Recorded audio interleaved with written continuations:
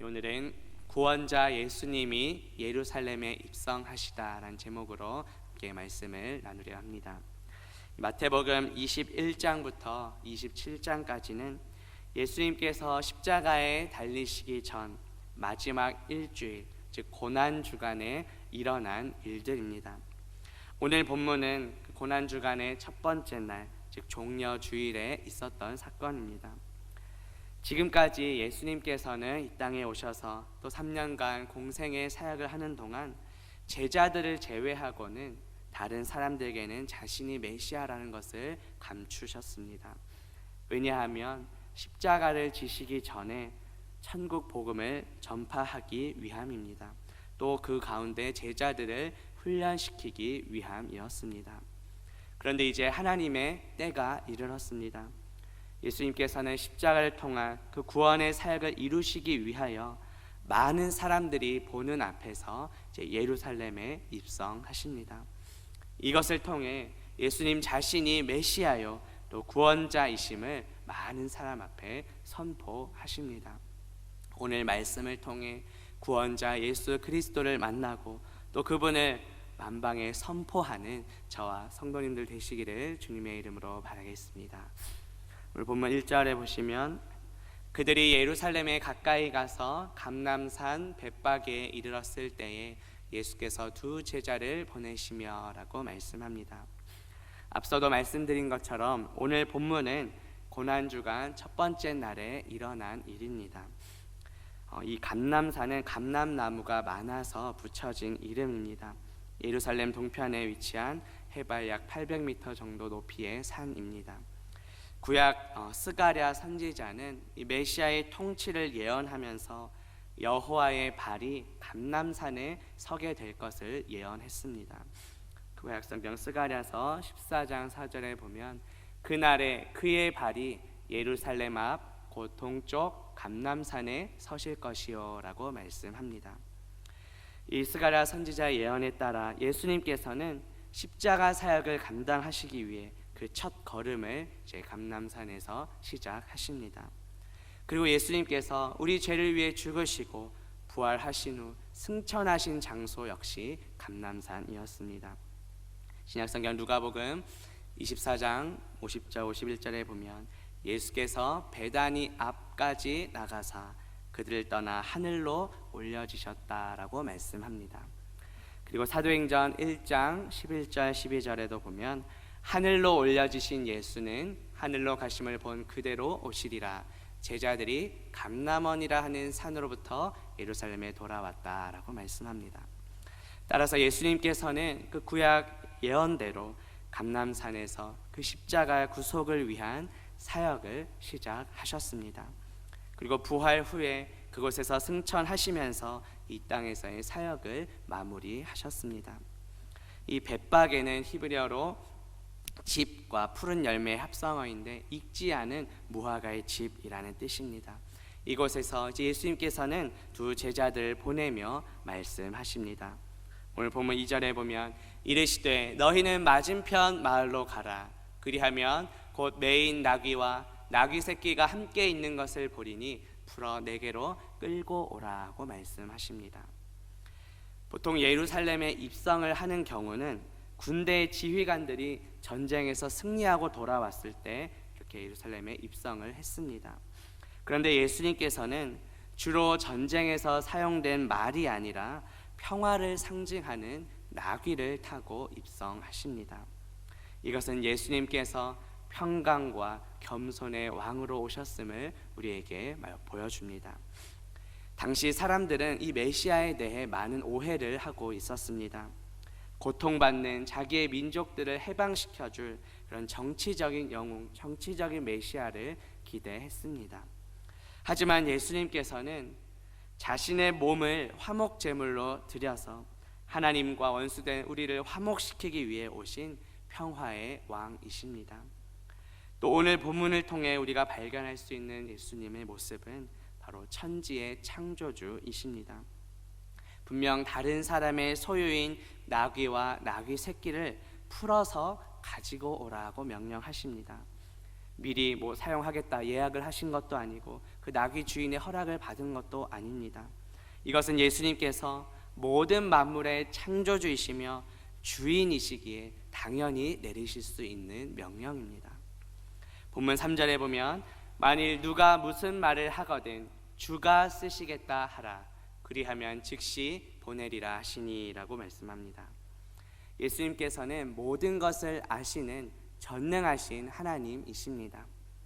예수님께서는 나귀를 가져오라 명령했을 때 분명히 누가 무슨 말을 할 텐데 주가 쓰시겠다라고 말하면 즉시 보낼 것이다, 이것까지 알고 계셨습니다. 여기에 나오는 주, 구약의 여호와를 신약에 넘어서 번역하면 바로 주로 번역됩니다.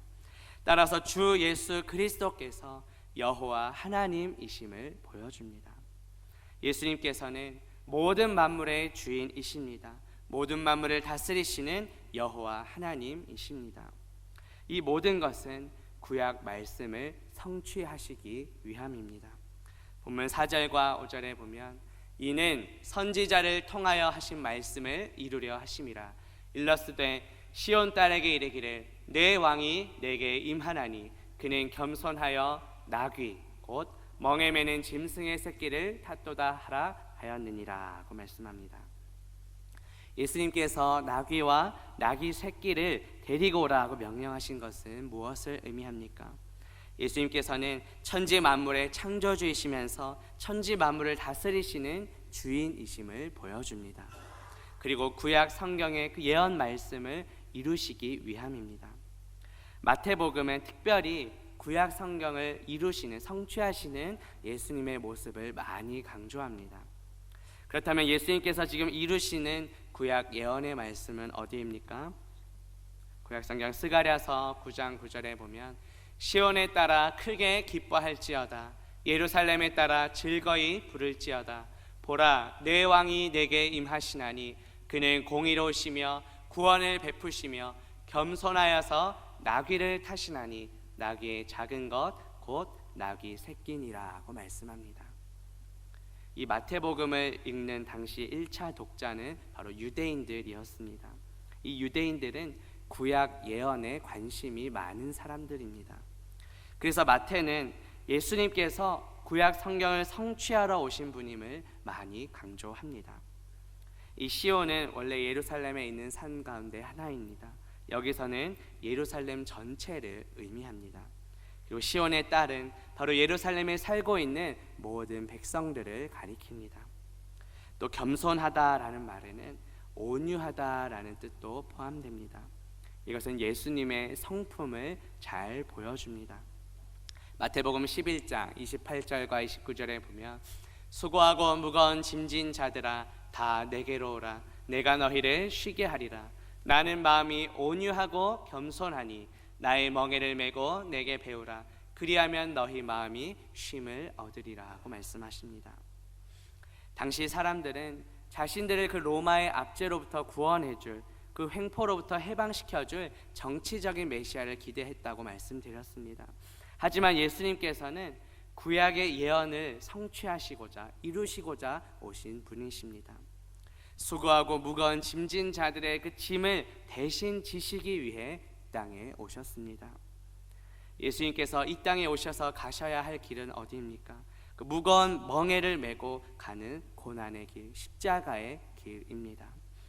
겸손과 또 평화를 상징하는 그 나귀 새끼를 예수님을 태우고 나귀 새끼를 타고 예수님이 입성하십니다.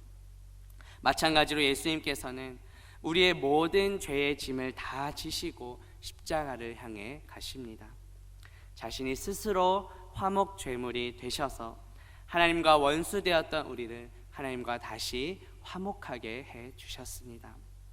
신약성경 로마서 5장 10절에 보면 곧 우리가 원수 되었을 때에 그의 아들의 죽으심으로 말미암아 하나님과 화목하게 되었은즉 화목하게 된 자로서는 더욱 그의 살아나심으로 말미암아 구원을 받을 것이니라고 말씀합니다. 하나님과 원수였던 우리가 예수 그리스도의 그 십자가 죽으심을 통하여 하나님과 다시 화목하게 되었습니다. 예수 그리스도의 부활을 통해 우리는 영원한 생명을 얻었습니다. 예수님께서는 이 모든 것을 이루시고자 이 땅에 오셨습니다. 하나님과 원수된 우리를 하나님과 다시 화목하게 하신 그 주님의 은혜에 감사하는 저와 성도님들 되시기를 주님의 이름으로 바라겠습니다. 예수님의 이러한 명령을 들은 제자들은 예수님의 말씀에 순종하여 나귀와 나귀 새끼를 끌고 옵니다. 본문 6절과 7절에 보면 제자들이 가서 예수께서 명하신 대로 하여 나귀와 나귀 새끼를 끌고 와서 자기들의 겉옷을 그 위에 얹음에 예수께서 그 위에 타시니라고 말씀합니다. 마태는 이 제자들이 예수님의 말씀에 순종했다는 것을 강조합니다. 어떻게 보면 다른 사람의 소유를 훔쳐오는 것처럼 보일 수 있습니다. 우리 사람의 생각과 판단으로는 이해가 되지 않는 명령처럼 보일 수도 있습니다. 그러나 제자들은 예수님께서 명하신 그대로 순종했습니다. 나귀와 나귀 새끼를 끌고 온 제자들은 자신의 겉옷을 나귀 새끼 위에 얹어 놓았습니다. 이것은 왕을 영접할 때, 또 왕이 말을 타고 갈 때 백성들이 보여준 최고의 존경의 표시였습니다. 구약성경 열왕기하 9장 13절에 보면 무리가 각각 자기의 옷을 급히 가져다가 섬돌 위 곧 예후의 밑에 깔고 나팔을 불며 이르되 예후는 왕이라고 말씀합니다. 구약에서 예후가 왕이 될 때도 이러한 일이 있었습니다. 제자들은 왕으로서 예루살렘에 입성하시는 예수님께 최고의 존경의 마음, 존경의 표시를 했던 것입니다. 하지만 이러한 제자들의 생각과 예수님의 생각은 달랐습니다. 당시 제자들은 예수님이 예루살렘의 왕으로 입성하셔서 당시 헤롯과 로마 군대를 몰아내고 유대인의 왕이 되어주실 것을 기대했던 것입니다. 하지만 예수님께서는 십자가에서 죽으심으로 우리를 구원하시기 위해 예루살렘에 입성하신 것입니다. 당시 제자들도 예수님을 단지 그런 정치적인 메시아로 오해했습니다. 그래서 지금은 예수님이 입성하실 때 왕으로서 최고의 존경을 표시하지만 나중에 예수님께서 잡히실 때 어떻게 합니까? 다 예수님을 버리고 도망하게 됩니다. 예수님의 입성을 환호하던 무리들도 이후에는 예수님을 죽이라고 외치게 됩니다. 본문 8절과 9절에 보면 무리의 대다수는 그들의 겉옷을 길에 펴고 다른 이들은 나뭇가지를 베어 길에 펴고 앞에서 가고 뒤에서 따르는 무리가 소리 높여 이르되 호산나 다윗의 자손이여 찬송하리로다 주의 이름으로 오시는 이여 가장 높은 곳에서 호산나 하더라고 말씀합니다. 이 당시 유월절을 앞둔 이스라엘의 명절 기간입니다.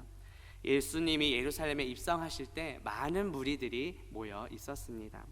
무리들은 그 제자들이 겉옷을 벗어 나귀 위에 얹은 것을 보고 자신들도 옷을 벗어 길에 펴고 또 나뭇가지도 흔들게 됩니다. 그런데 이 나무가 바로 종려나무 가지입니다. 오늘 본문과 병행 구절인 요한복음 12장 13절에 보면 종려나무 가지를 가지고 맞으러 나가 외치되 호산나 찬송하리로다 주의 이름으로 오시는 이 곧 이스라엘의 왕이시여 하더라고 말씀합니다. 이 종려나무는 보통 승리와 기쁨을 상징합니다.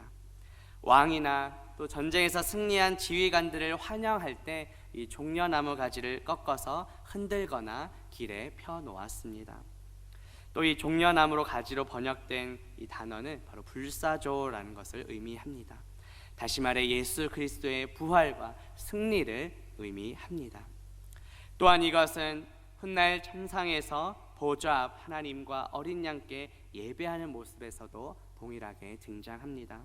신약성경 요한계시록 7장 9절에 보면 이 일 후에 내가 보니 각 나라와 족속과 백성과 방언에서 아무도 능히 셀 수 없는 큰 무리가 나와 흰 옷을 입고 손에 종려 가지를 들고 보좌 앞과 어린 양 앞에 서서라고 말씀합니다. 구원받은 모든 하나님의 백성들이 종려 가지를 들고 보좌에 앉으신 하나님과 어린 양 예수 그리스도를 찬양하게 될 것입니다. 이것은 하나님과 어린 양 예수 그리스도가 동등한 분임을 보여줍니다. 그리고 교회인 우리가 영원토록 경배해야 할, 찬양해야 할 대상이심을 보여줍니다. 우리를 구원하신 예수 그리스도를 이 땅에서도 날마다 찬양하며 경배하는 저와 성도님들 되시기를 주님의 이름으로 바라겠습니다. 예루살렘에 입성하는 예수님을 향해 무리들은 어떻게 환호하고 있습니까? 호산나 다윗의 자손이여 찬송하리로다, 주의 이름으로 오시는 이여 가장 높은 곳에서 호산나 하고 무리들이 외칩니다. 이 호산나는 히브리어로 이제 구원하소서라는 뜻입니다. 구약성경 시편 118편 25절에 보면 여호와여 구하옵나니 이제 구원하소서라고 말씀합니다. 이 시편 118편은 장막절 축제 때 노래로 불렀던 시편입니다. 본문에서 무리들은 자신들의 구원과 그 해방을 미리 기뻐하며 외쳤던 것입니다. 어떻게 외칩니까? 찬송하리로다, 주의 이름으로 오시는 이여 라고 외칩니다. 이 시편 118편 26절에 보면 여호와의 이름으로 오는 자가 복이 있음이여 라고 말씀합니다. 무리들은 이 말씀을 인용하여 예수님께서 바로 여호와의 이름, 즉 주의 이름으로 오시는 이여 라고 외칩니다. 예수님이 바로 하나님에 의해 보내심을 받은 메시아라는 뜻입니다. 그런데 이렇게 종려나무 가지를 흔들며 예수님을 호산나 주의 이름으로 오신 이여 라고 외치고 환영하던 그 무리들의 속마음은 어떠했을까요? 예수님을 승리의 왕, 기쁨의 왕으로 여기고 환영했다는 의미입니다. 드디어 자신들을 그 로마의 압제에서 해방시켜주고 구원해줄 것을 기대하며 환영했던 것입니다. 본문 10절과 11절에 보면 예수께서 예루살렘에 들어가시니 온 성이 소동하여 이르되 이는 누구냐 하거늘 무리가 이르되 갈릴리 나사렛에서 나온 선지자 예수라 하니라고 말씀합니다. 이 소동하다라는 본래 단어 뜻은 지진으로 인해서 땅이 흔들릴 정도로 큰 흔들림을 의미합니다. 마태는 이러한 단어를 통해서 당시에 사람들이 많았고 큰 혼란과 소동이 있었음을 강조하고 있습니다. 당시 로마의 그 압제로부터 벗어나게 해주고 정치적으로 해방시켜줄 메시아로서 예수님을 기대했던 것입니다. 또 유월절 축제에 참여하기 위해 많은 무리들이 몰려들었습니다. 그 중에는 예수님에 대해 잘 모르는 사람들도 있었습니다. 그 중에 어떤 사람이 질문합니다. 이는 누구냐?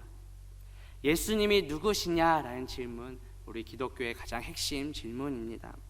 특별히 마태는 예수님께서 그 구약 성경을 성취하시기 위해, 이루시기 위해 오신 분임을 강조합니다. 평강의 왕으로 이 땅에 오셔서 우리를 구원하시고 또 하나님과 우리를 화목하게 하신 분으로 소개합니다.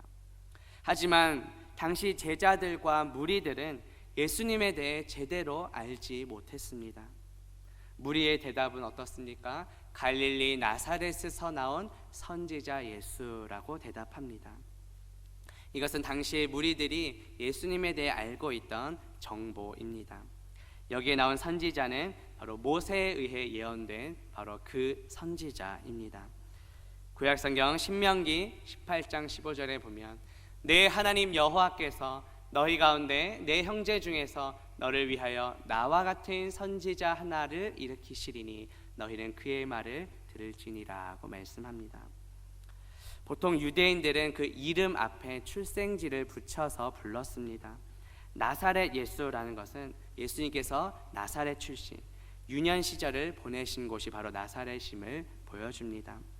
신약성경 마태복음 2장 23절에 보면 나사렛이란 동네에 가서 사니 이는 선지자로 하신 말씀에 나사렛 사람이라 칭하리라 하심을 이루려 함이러라고 말씀합니다. 예수님께서 나사렛에서 사신 이유 역시 구약 말씀을 이루시기 위함이었습니다. 이 나사렛 사람에 해당하는 히브리어 단어 이 네제르와 관련이 되어 있는데요. 먼저 이사야 선지자의 말씀을 보면 이사야 11장 1절에 이새의 줄기에서 한 싹이 나며 그 뿌리에서 한 가지가 나서 결실할 것이요 라고 말씀합니다. 예수님께서는 구약의 그 이사야 선지자가 예언한 대로 이새의 뿌리에서 나온 가지이십니다. 오늘 본문에서 예수님은 그 무리들의 대답을 통해 어떻게 소개됩니까? 갈릴리 나사렛에서 나온 선지자 예수라고 소개됩니다. 이 갈릴리라는 지역의 이름은 당시 유월절을 지키기 위해 몰려든 갈릴리 출신의 사람들에 의해서 더 많이 강조가 됩니다. 그들은 어떤 마음으로 이렇게 소개를 했을까요? 많은 군중들로부터 환호를 받는 그 예수님이 나와 같은 갈릴리 지역 출신임을 은근히 드러내고 싶었던 것입니다. 그래서 이 무리들의 대답은 예수님에 대한 진정한 신앙 고백이라기보다는 단순한 정보에 불과합니다. 그러나 우리는 이 정보 속에 예수님이 메시아이시며 바로 구약의 그 모세에 의해 예언된 그 선지자이심을 알 수 있습니다. 이렇게 예수님에 대해 환호하며 열광하던 이 무리들은 이후에 어떻게 바뀌게 됩니까? 예수님이 자신들을 정치적으로 해방시켜줄 메시아가 아니라는 것을 깨닫고 난 다음에 오히려 예수님을 십자가에 못 박으라고 외치는 군중들로 바뀌게 됩니다. 마태복음 27장 22절에 보면 빌라도가 이르되 그러면 그리스도라 하는 예수를 내가 어떻게 하랴? 그들이 다 이르되 십자가에 못 박혀야 하겠나이다 라고 말합니다. 이 그들은 누구입니까? 앞서 예수님을 환호했던 바로 그 무리들이 이제는 예수님을 십자가에 못 박으라고 외치고 있습니다. 잘못된 그 메시아를 기대했던 무리들은 처음에 예루살렘에 입성하던 예수님을 환호했지만 이후에는 예수님을 십자가에 못 박으라고 외치는 무리들이 되고 말았습니다. 여기서 우리의 모습을 돌아보기 원합니다. 우리는 예수님을 어떤 분으로 알고 있습니까? 예수님을 누구로 고백하고 있습니까? 내가 필요할 때만 환호하고 나의 생각과 맞지 않을 때는 저버리는 그런 모습이 있어서는 안 될 것입니다. 예수님은 구약에서 예언한 메시아이십니다. 우리를 구원하시고자 이 땅에 오셔서 십자가를 지신 분이십니다. 평강과 겸손의 왕으로 오셔서 하나님과 원수된 우리를 하나님과 다시 화목하게 해주신 분이십니다. 오늘 말씀을 통해 구원자 예수님이 예루살렘 성전에 입성하신 이야기를 살펴보았습니다. 그런데 예수님께서는 자신의 육체를 가리켜 성전이라고 말씀하셨습니다. 요한복음 2장 19절에서 21절에 보면 너희가 이 성전을 헐라 내가 사흘 동안에 일으키리라. 예수는 성전된 자기 육체를 가리켜 말씀하신 것이라고 말합니다. 성전 되신 예수님께서 이 땅에 오셔서 우리를 위해 죽으시고 부활하셨습니다. 승천하시면서 우리에게 그리스도의 영이신 보혜사 성령님을 보내주셨습니다. 그래서 사도 바울은 이제 우리가 하나님의 성령이 거하는 하나님의 성전이라고 말씀합니다. 고린도전서 3장 16절에 보면 너희는 너희가 하나님의 성전인 것과 하나님의 성령이 너희 안에 계시는 것을 알지 못하느냐라고 말씀합니다. 참 성전이신 예수님께서 우리 안에 거하시기에 이제는 우리가 성전입니다. 본문에 나온 무리들은 잘못된 그 메시아를 기대하며 예수님에 대해 오해했습니다. 처음에 예루살렘에 입성하실 때는 찬양하며 환호했지만 이후에는 예수님을 십자가에 못 박으라고 외쳤습니다. 우리 주변에는 아직까지 예수님에 대해 제대로 알지 못하는 이웃들이 많이 있습니다. 성전된 우리 안에 입성하신 그 예수 그리스도를 우리가 먼저 바로 알고 예수님을 우리가 전할 수 있어야 합니다. 그리하여 믿지 않은 가족들과 이웃들도 예수 그리스도를 자신들의 마음에 입성시키도록 하는 저와 성도님들 되시기를 주님의 이름으로 바라겠습니다. 기도합니다. 하나님 아버지, 오늘 말씀을 통해 구원자 예수님이 예루살렘에 입성하신 이야기를 살펴보게 하시니 감사합니다. 천지의 창조주이시며 만물을 다스리시는 주님 찬양합니다. 평강과 겸손의 왕으로 이 땅에 오셔서 하나님과 원수된 우리를 화목하게 하신 주님 찬양합니다. 구약의 모든 말씀을 이루시고 우리를 구원하신 주님 찬양합니다. 참 성전이신 예수님께서 우리 가운데 거하셔서 우리도 하나님의 성전으로 삼아주시니 감사합니다. 오늘 말씀에서 무리들은 예수님에 대해 오해했는데 우리는 말씀을 통해 예수님을 바로 알고 믿게 하옵소서. 믿지 않는 가족들과 이웃들에게도 예수님을 전하여 그들의 마음에도 예수님이 입성하시는 역사가 일어나게 하옵소서. 그리하여 함께 주님을 온전히 찬양하게 하옵소서. 예수 그리스도의 이름으로 기도합니다. 아멘.